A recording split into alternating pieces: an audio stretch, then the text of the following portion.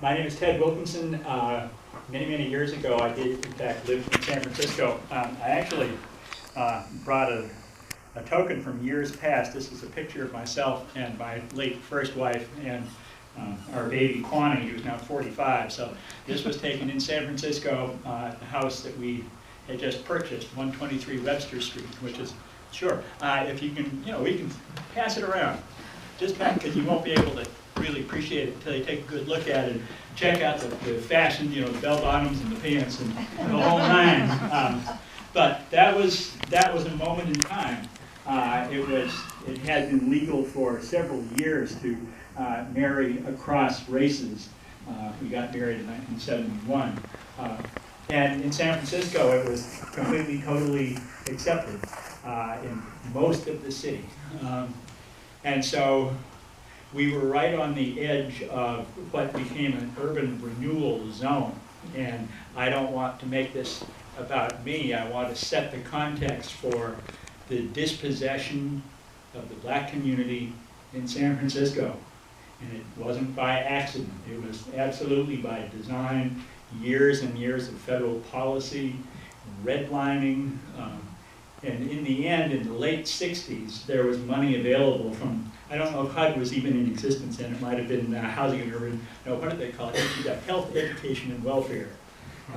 Mitt Romney's father used to be the secretary of HEW. And so one of their ideas back in the percolating along the 50s and 60s was slums and blight removal.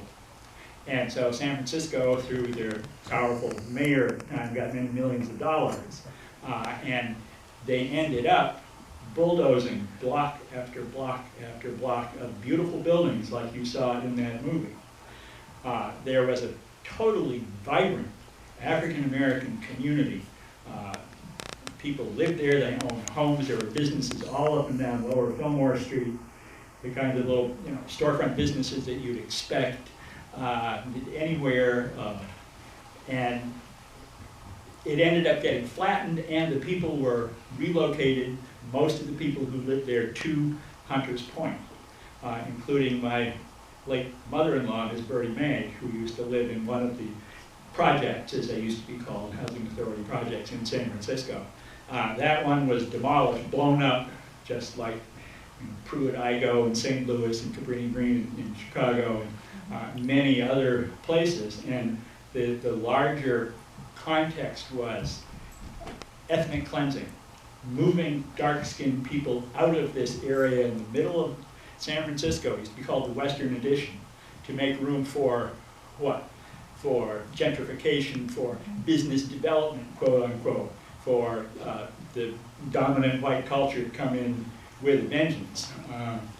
Now, of course, there were at the time many other ethnic and cultural groups within San Francisco. Big Filipino population, many Japanese, though not as many as before World War II.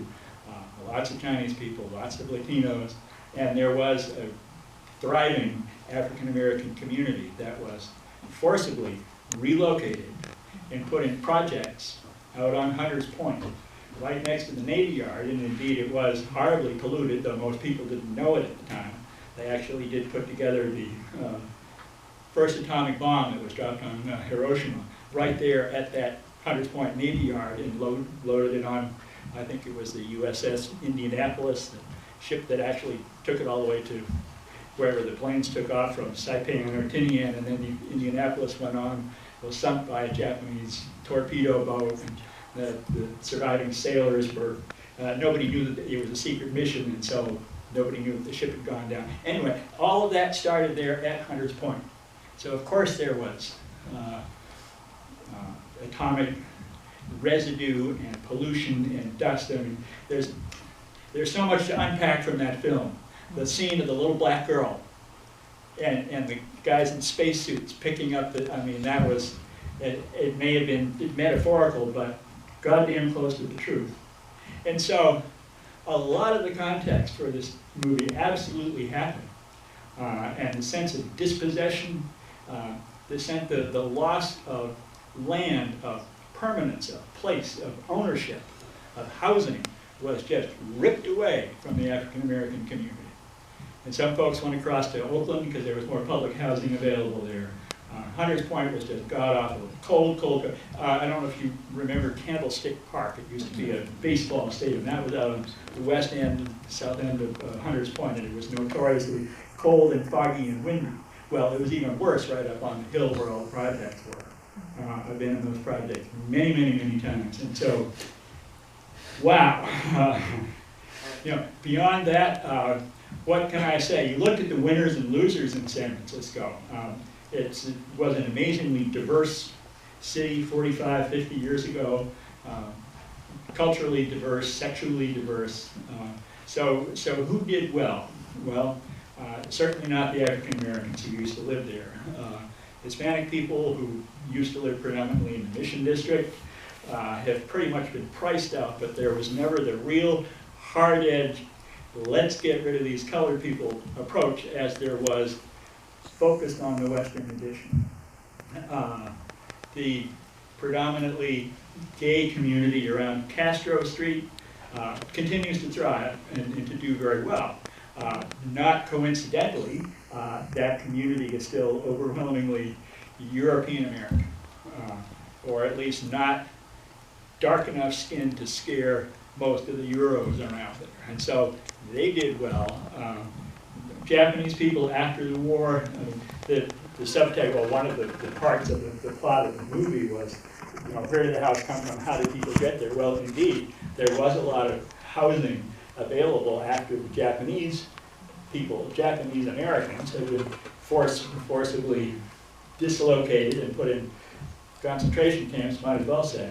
And so there were a lot of vacant properties, and that actually helped some of the African American workers who would come up to the Bay Area to help work in the war industry, in the shipyards and stuff. My mother-in-law was born in Mobile, Alabama. She raised 16 kids and brought them all up to the Bay Area during the 40s, during and after World War II. So indeed, there was a big migration to San Francisco, and it worked really well for a while.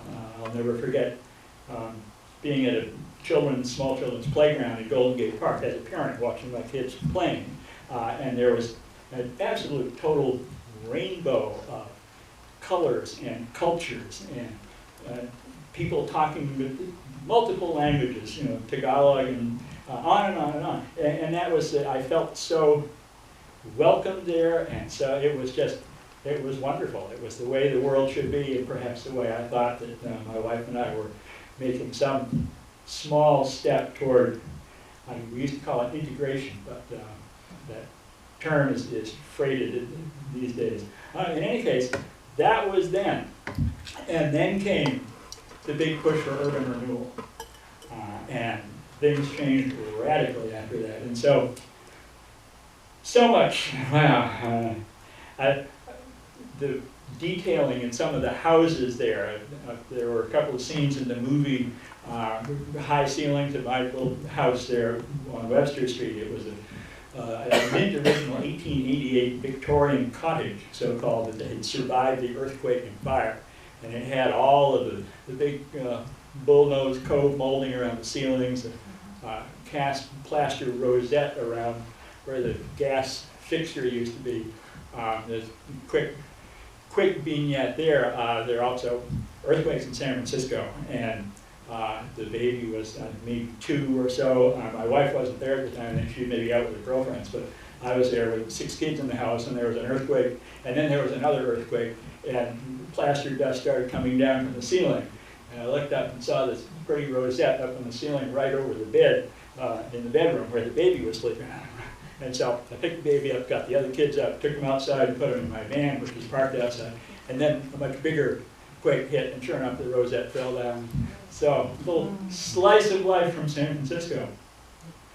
Now that's enough for me for now. I'm quite sure I'd be happy to comment on anything, but I just want to say what a powerful movie. My God, there's so much to unpack there. Thank you. Oh, let me see if I can turn this on. Thank you, Ted. Let me introduce myself. I'm Scott Stiles, and I'm a humanities teacher at St. Paul's School. I teach courses in world history, social justice, introduction to the African diaspora, globalization, and creative writing. The reason why I'm here is because I communicated to Angie that I was incredibly moved by this film. Just so moved that I really wanted to talk about it. I really wanted to gather with people and discuss the themes and the imagery.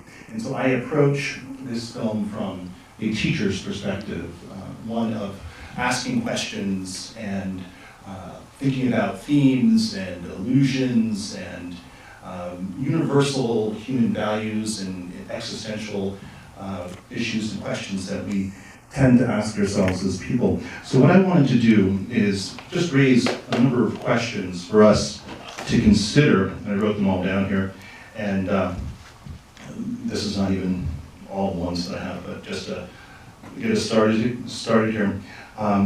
What is a home? What is a home? What does home mean to us? What is the purpose of a home? What is brotherhood? Particularly African American male brotherhood. I'm sure for many of us this was a movie that contradicted stereotypes in many ways of African American males and their brotherhood. In some ways it affirmed some stereotypes. We can talk about that as well. What is friendship? What does it mean to be someone's friend? How should we treat the elderly? What do you care about? What and how and why do we deceive ourselves? For what purpose? Why is it difficult for us to tell the truth? Why is it difficult for us to be completely honest? What are the costs? What are the existential costs? What are the personal, psychological costs to telling the truth?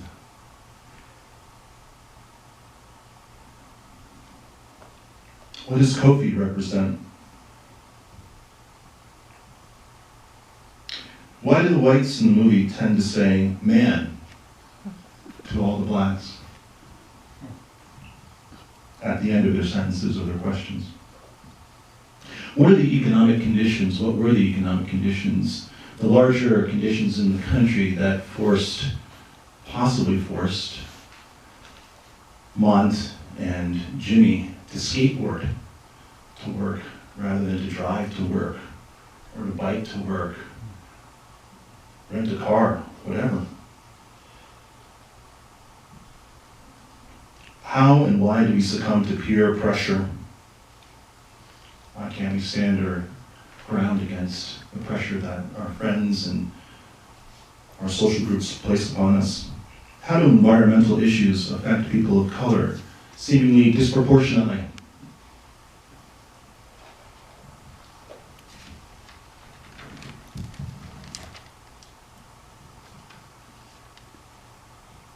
What's the symbolism of the color red that Jimmy wears throughout the movie? All different shades of red. The darkest red coming at at the discussion of his possibly buying the house with the banker. What does skateboarding symbolize? What about the use of the N-word? What about the use of the N-word? Did that disturb anybody? Why? If so, why? If not, why not?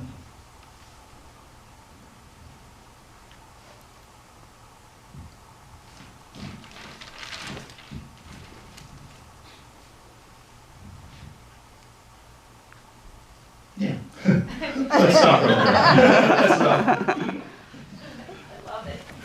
You really laid it all out, and I was like, oh, I don't know about that one. What about that one? Wonderful.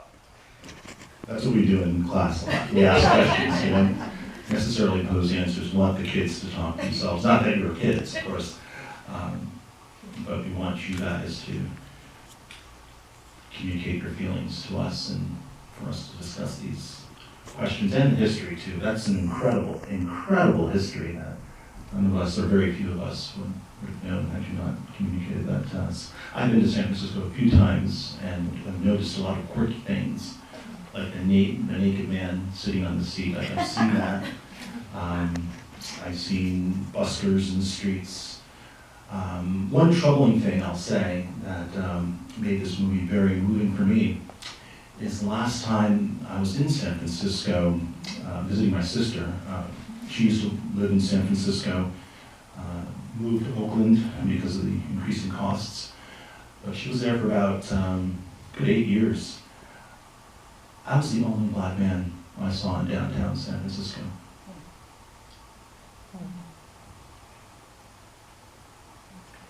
And when you note the beginning of the film, when it's moving slowly and they're in the downtown area and the people are sort of looking strangely at Jimmy, that's the kind of reaction I received when I was there. Yes, indeed. I mean, the color line is bright and fiercely enforced in San Francisco, which is otherwise a beautiful city. It's physically, visually beautiful. It has fabulous restaurants and views of the ocean and Golden Gate Bridge and the Bay Bridge, and it's just spectacular.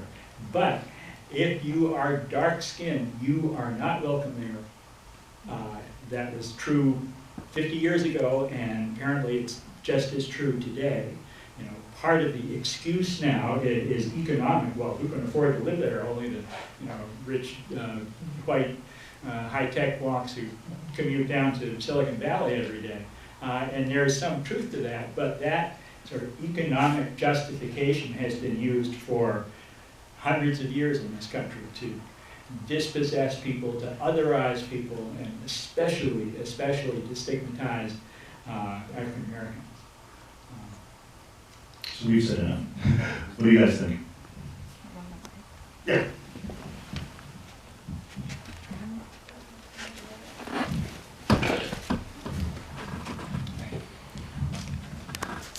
Thank you for both of your contributions to getting it started. And I think I particularly appreciated the way the movie portrayed the relationship between Jimmy and Mont, and seems to play against the stereotype of black people of color.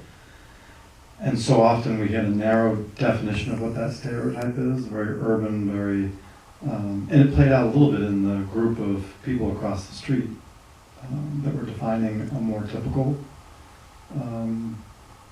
view of what's typically characterized. And what was beautiful was Mont and Jimmy were really antithetical to that and elevated in a beautiful relationship that, in your question, getting into the brotherhood, and the depth of that relationship, and the, it seems that particularly Mont was just so centered and such a beautiful human being. It was just great to see on his part of the movie delving into that, as opposed to what typically is portrayed in movies about black people, people of color, is what that group spoke, what that group across the street represented.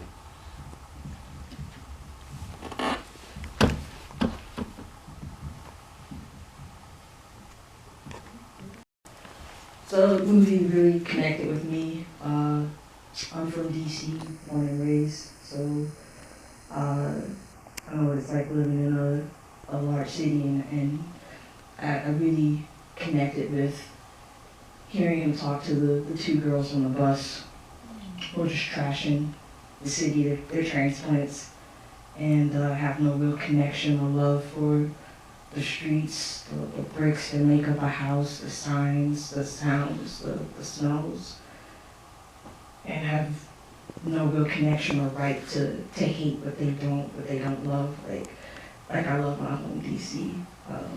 There are a lot of major cities, New York, San Francisco, LA, Atlanta, going through gentrification,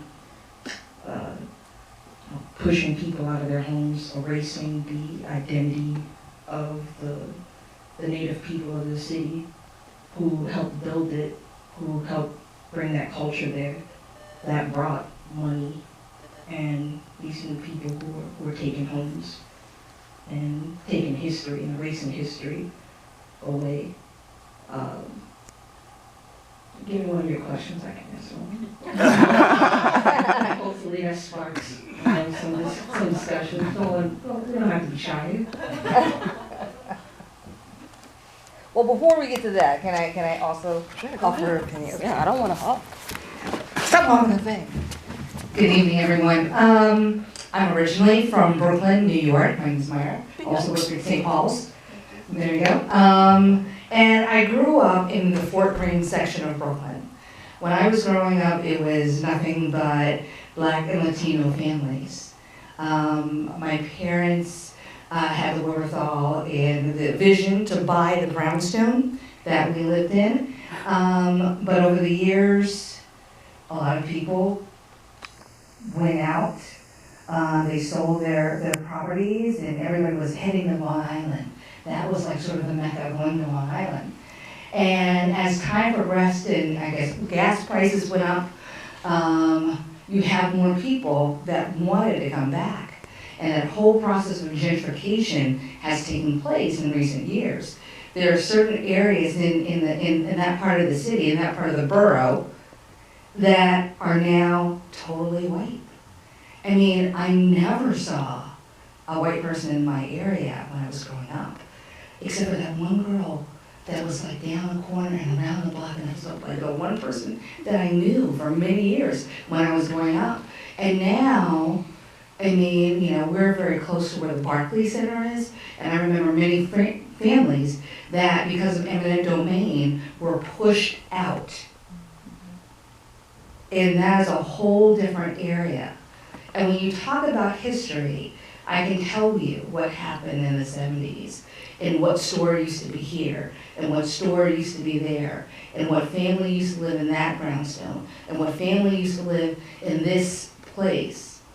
But now it's so different, and the history is lost in terms of what it used to be before, right? There's all these new people. And when I, would come to visit my parents, they would give me this look like, who are you?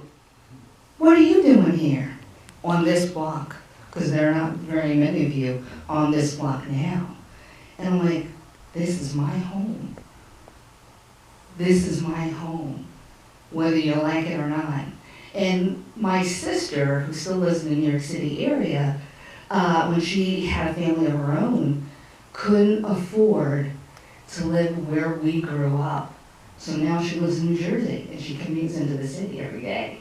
But, as I saw this movie, it really resonated with me to the heart, because I really felt myself like, wow, if my parents hadn't bought that place, I would come home to Brooklyn and we would be somewhere else, or we wouldn't even be in Brooklyn at all. And that's a piece of, you asked what was that's my home. And that's part of your identity. And I was recently at a diversity conference, and one of the things they talked about is that the way that families build wealth is through home equity. And when this redlining and all this disenfranchisement takes place, you lose that ability. And for my sister, she is renting, right? Because she's not at that point yet with her and her husband to be able to do that. And so without those kinds of pillars in the society in which we can build wealth, there's a whole generation, I think, that's going to be lost. In terms of, one, not having that sense of home, not having that sense of history, because what was before is now something totally different. And it's so weird, in a way, I think a lot of people will see it as development. As you talked about urban development, I mean, there are now bistros, and around the corner from my house is a beer garden. I was like, a beer garden? What is that? And that's so different. And I guess in some respects, people will see that as progress, but at what cost? At what cost? Why not the people who lived there before to, be able to? Well, I'm saying that, I ask those same things, when I go back home to DC. I've been in New York, I got friends all over the boroughs, and DC is my home. Like there's no other place. I live here in Concord, but there's no other place that speaks to me, that has my heart, my soul like that. And to see the development, it's great. To have things more accessible that, you know, that I wanted when I was growing up in the city. You know, more places to, you know, have a nice fancy drink, you know, in my neighborhood, instead of going to the carryout getting the, you know, 3-piece and fries. But at what cost does it come to displace the people and then put those things that they rightfully deserve? You know, they deserve grocery stores, they deserve a Starbucks. You know, why at the expense of Native people? So the question is, let's try this. I'll take another question. Oh, there's a question back here. Oh, there's a question.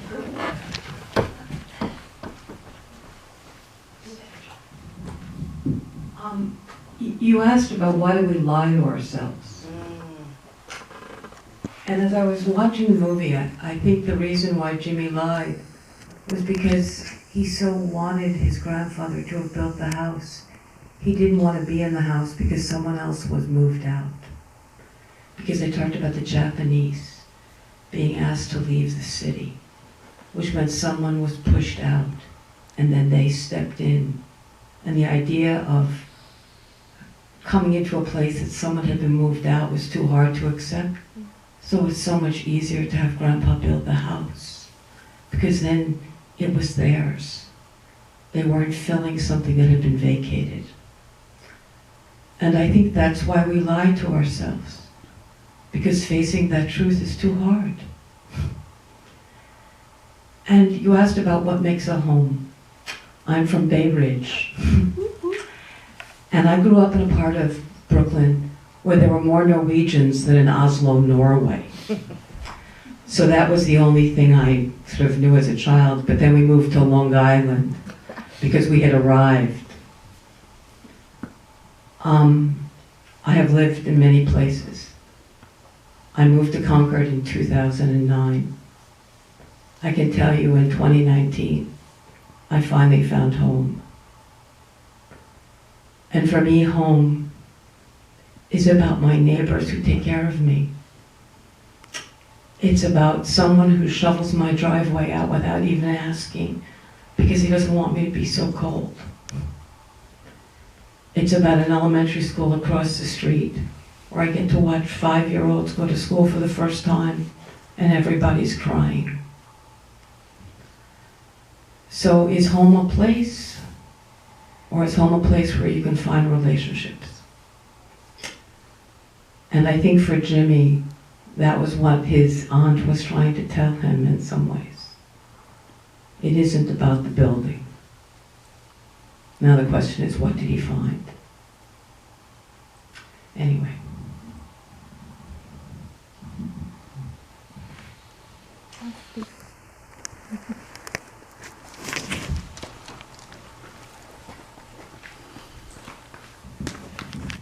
So, my name is Christine. I sound really loud. I grew up in Goffstown through a series of, I guess, episodes of family violence that I wasn't involved with. I inherited a house at 17, so this, you know, when somebody died and then the woman got locked out of her house and the real estate agent was like, yeah, people fight, and then, so I experienced that. And I was like, wait, I'm still a kid, but people care about the house.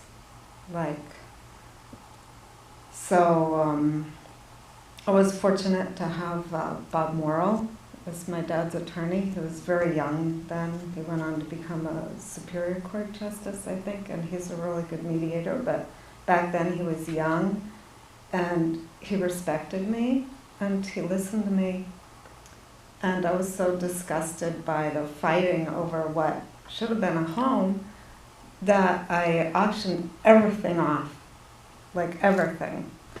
And I eventually ended up delay enlisting in the military. It was during the Reagan era.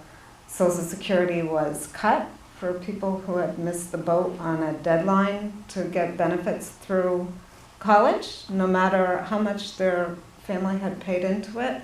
So suddenly I was sort of orphaned, disenfranchised, didn't walk away with a lot of money, and I found myself taking an oath to kill people. So I was fortunate. I got an education, you know, had a lot of hard knocks, and had a lot of doors open to me. Like, I decided to throw myself out into the world because I was disgusted with what I experienced on the home front. And I found home, like, everywhere. Like, doors were open to me, people were friendly, and eventually I found my way back here and raised kids. I bought a house in order to, you know, not be discriminated against as a single mom and somebody without a family. And I got a Dartmouth degree, a graduate degree. Friday I'm selling my house, and people have asked me where I'm gonna go. And yeah, I'm doing an experiment of not actually having a residence, which I'm finding to be is really interesting, and I'm glad I renewed my driver's license, and it didn't come. So I have to use my son's work address at the AMC Lodge at Mount Cardigan in order to get a driver's license, despite paying like business enterprise tax in the state of New Hampshire. I don't know what's gonna happen when I finally go to revert to my maiden name after 10 years being divorced. I'm not sure if Social Security will even honor the request because I don't have a legal mailing address or a legal street address. So the concept of home has become really interesting to me. And it's occurred to me that I could like lose my residence in New Hampshire, which would then mean maybe I can't get a passport, maybe I'll lose my citizenship. Like, there's just so many loopholes. But I still feel at home because I think home is where you can tell the truth. And I'm standing here saying, this is my life, this is who I am, this is what I'm doing. I'm gonna lie to the government so I can get my driver's license. I grew up here.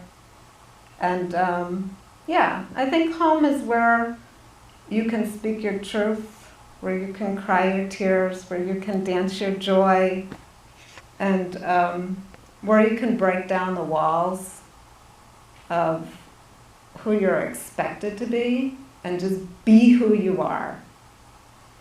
So that's, I want my A.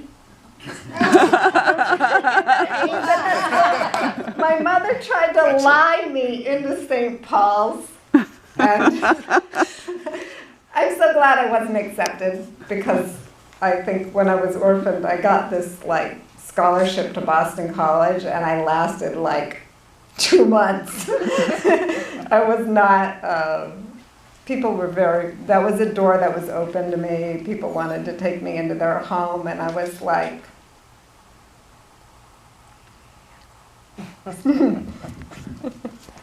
so, next. Oh, and if anyone's looking for a house sitter, I will be available after my Bear Brook camping trip. And I have a security clearance from the government. Thank you so much. I'm going to take a crack at the N-word. Yes. It's a word that the NAACP decided to bury, and I respect that. However, I do also respect people of African descent who may still want to use the word. I feel like if that's what they want to do, it's fine. However, I am quite uncomfortable with Europeans using the word. So that's my contribution.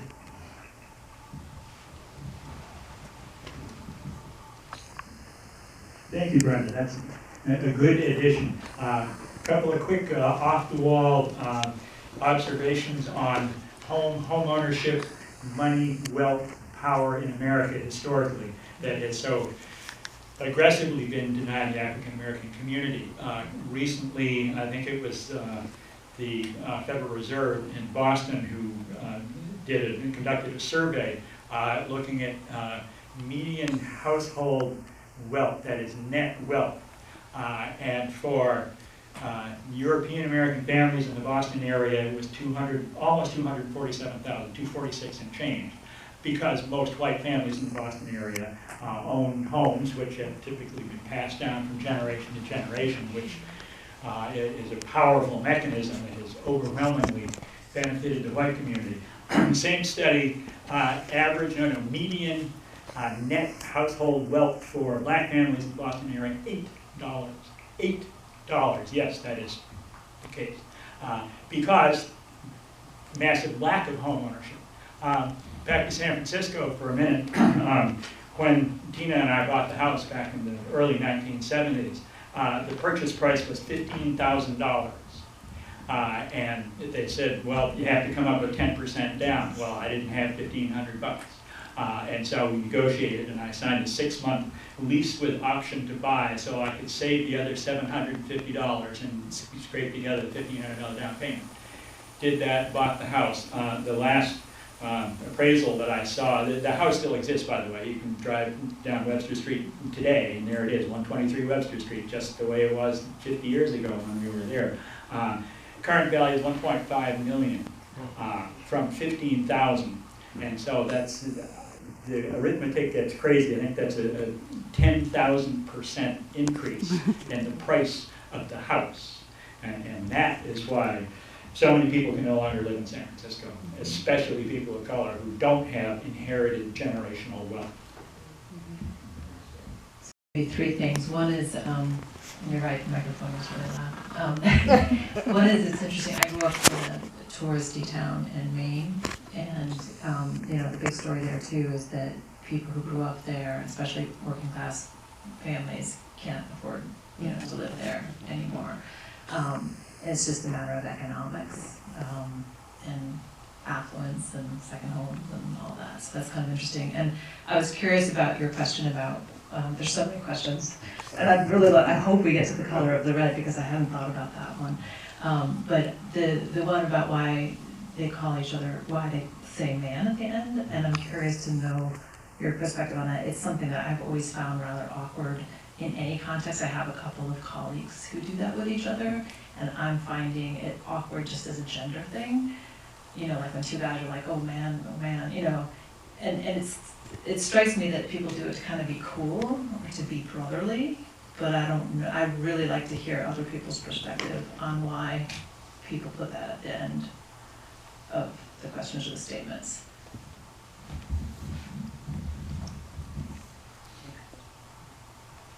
Well, just a quick response to that. I was referring to why some white people tend to add man to statements or questions only when they converse with black people, but not with themselves. And of course the answer is... My two colleagues are white. Yeah, well, yeah, I mean that's something different I think, but yeah. The racial element there is one that I think is worth asking. And I think the easy answer is as a way of endearing, as a way of making a connection, as a way of trying to relate to the person of color in a way that makes that person of color feel comfortable with you and in your presence. But it often backfires because the person of color knows that the white person is trying to go to extra lengths to endear him or herself with him or her. And so the person of color often feels like, why are you doing that? Just treat me and speak to me as you would a fellow white person. Because by doing that, you are making me other than you. And it's further marginalizing me rather than including me. So it often backfires.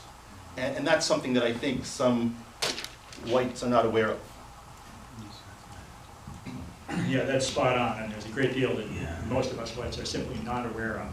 The bias runs so deep, and so much of it is unconscious in the European American community. And yeah, you're right up to a point. rich young white real estate agents trying to sound hip, thinking that they're actually being friendly and endearing to a potential black customer, when in fact the exact opposite is true. As you And said. the white woman who says, "Why are you fucking here?" Yeah, Man. yeah.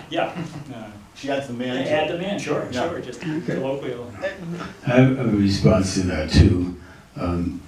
Yeah, it is loud, but you just gotta get the right distance from it. My dad, all his life, he was in the army in the Second World War, and then he went on from there to, and he was like a lot of middle class people of color, socially upwardly mobile and stuff like that, and he always looked forward to being called sir, because that was a term of respect. So what happened was, by the time he got to a position where that would have been the norm, the culture had changed so much that everyone was on a first name basis. And he was really disappointed that he wasn't called this title of respect. And then from I grew up in the 60s, and that was no longer a value so much for me. So now I meet people on the street a lot, and they call me sir, and I go, is it because I'm old or what? What is it? I don't care, really. And I'm not saying anyone should or shouldn't care. I'm just, this is my 2 cents about it. But it's kind of, everything changes. And then when you're talking about what happened in San Francisco, what happened in the Boston area, I lived in the Boston area for about 40 years. And I lived in Cambridge, I worked in Roxbury a lot, and I noticed that there was a place called Fort Point there, which at a certain time was full of people of color. And then it got gentrified, not by raising the buildings, but there were many beautiful buildings like the ones in San Francisco, and what happened was people just, the prices kept going up, and they bought out the people of color that lived there. So now it was a fancy Jewish community, but when they became more wealthy, they moved to the suburbs, because that's where the status was, it was the suburbs. So the African American people moved into the vacuum that's left by their moving out. And after that, then it got gentrified again, and then they had to move other places. So it's just, to me, every city or every town, every area has kind of a golden age, and it's good for a while for certain people, and it changes. When I first came to Concord to visit my wife, who was white, I used to say, every time I'm visiting her, I doubled the black population of Concord. That's how it was then, And now it's much, much more diverse. There's all kinds of diversity, which I really like about this place now, and people from all over, just, African countries, Nepal, just wherever, you name it, love it. So to me, that feels like home just because it's more like that. I loved Cambridge, but Cambridge people were so suspicious, like city people will be, so suspicious that if you're friendly with them, they think that you want something from them, or you're trying to do something to them or get something, so they would be more pulled in. And I remember things like seeing a bunch of raccoons up in a tree right on the corner I lived right near Harvard Square, and I would say, hey, look at that, and people would look for half a second, and they'd grunt and walk on. That was, people were not so relational. And I noticed that more strangers, even when it was not diversified, more strangers would say hi to you in Concord than they would in Cambridge. Percentage-wise. And it's interesting. I think that, there's a whole lot more I could say, but I'm going to leave it for now and let somebody else talk. I might be back.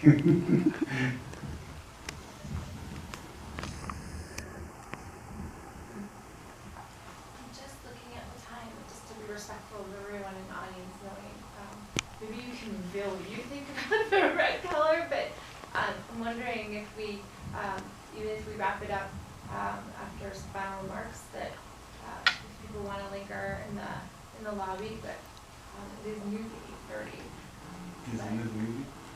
No, there is not another movie, but No. simply as it is getting later, people I know need to get home. But if there's any final questions or remarks, I think we can wrap it up. But I know that this could go on forever because there's so many wonderful just observations, and I wish we could go through every one of your questions. Like, maybe you can start something online. I'm sure. That's an idea. But Or a is there coffee any break. final observations or questions before the gentleman want to make some final remarks? Well, I'll articulate a hope, and that is that we humans can change and societies and cultures can change. In my lifetime, I've been surprised but gratified that LGBT people and issues are so much more accepted now than they were when I was a kid. And I know the dynamic that at least 50 years ago in the black community that I was familiar with, there was an uncomfortable dynamic, especially with black men and manhood, and coming out as being black and gay was difficult and rare, at least in the community where I was living on just north of Market Street, just south of Market Street in the Castro district. There may have been more of a presence of men of color, though I did not see them. That said, I know that a lot of the black sisters were less uptight about that. That is gender fluidity. But as a whole and as a nation, I'm amazed that we've come as far as we have, seemingly, in accepting LGBT. When will the same change in acceptance happen with the color line? That has not changed in my lifetime. If anything, it's even starker and uglier now than it was 50 years ago, when at least some of us had some hope that things were changing and maybe integration would help. Well, we've come a long way since then, but I have not seen the same progress in breaking down the color line and the predominant culture getting comfortable with that, as I have with LGBT. I just follow up on that very quickly. I think the issue of the relationship between Mont and Jimmy verging into a brotherly romance or possibly gay relationship was perhaps on the cusp of many people's minds. And I think that the movie did a wonderfully subtle job of asking the question, is there attraction, is there sexual attraction between these two men? Or is it purely brotherly love? We see them sleeping next to one another in Mont's home. We see them working together very closely. We see Jimmy asking Mont, which room would you like? We see them in the sauna together. An interesting play on words, the Schwitz, right? That's, I guess, German for sauna, right? The Schwitz. Schlitz. Schwitz with a V. Oh, Schlitz. Schlitz. Well, the pun on Schlitz is interesting. Schwitz enjoyable, right? Schwitz enjoyable, meaning the sauna is really fun. So this relationship between the two, almost verging into a sexual one, I think was just so deftly done that it didn't. They never had a sexual relationship, but clearly the hint towards portraying one was there. And we see Kofi dressed up in rainbow colors when he arrives at the house. Throughout the movie, there were these allusions to what truly was their sexuality. What was their brotherhood based on? Was it solely soul, S-O-U-L, or was it physical and sexual as well? I think that was an absolutely brilliant part of the movie, this asking the question, what kind of relationship is this brotherhood? That's good. Someone asked about the red. Anyone have any theories on that? I mean, its significance? I think it was his desire and desperation to hold on to that house, to what that house meant to him. A home, a legacy, roots, permanence. And as you said, the deeper the color, the deepest the color got was at the bank. You know, $4 million, you need 20% down, and it's like, look, it's the only thing I'll ever want. I won't miss a payment. I'll do it. It was the crescendo of it, pretty much, of the realization that, you know, the lie was crumbling, and it could never be his. It could never. You could never possess it again.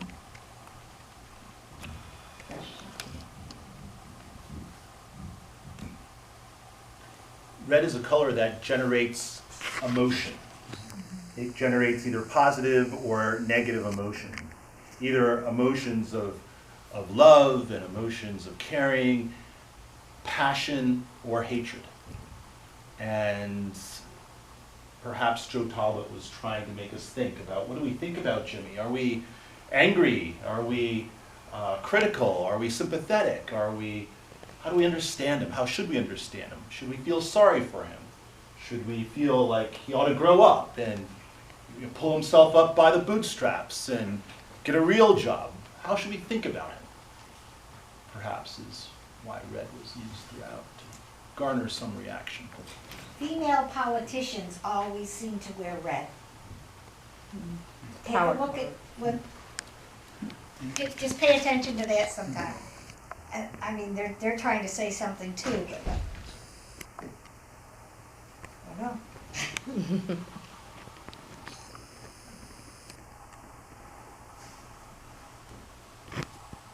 So thank you both. This has been really fun, and if you don't mind sticking around just a little bit longer for anybody who has a last minute question, that would be great, but thank you.